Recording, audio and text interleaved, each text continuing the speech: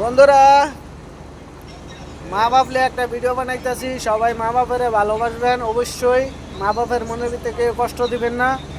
যদি মা বাপের মনের ভিতরে কষ্ট দেন, আপনারা এই দুনিয়ার ভিতরে শান্তি পাবেন না। যদিও শান্তি পান কিছুক্ষণের লাগা পাইবেন ক্ষণিকের জন্যে, কিন্তু ক্ষণিক ঘুরে গেলে মনের ভিতরে অশান্তি মনে করে বাসা ধরব। তো এই জন্যে মা বাপের মনের ভিতরে কেউ কষ্ট দিবেন না, ইনশাআল্লাহ। বুঝছো? কথা শিখতেছি না, ওকে ওকে, কথা ঠিক আছে, 100% শিওর। যাই যেই কাজই করেন মা বাবার লগে নিয়মিত যোগাযোগ করবেন।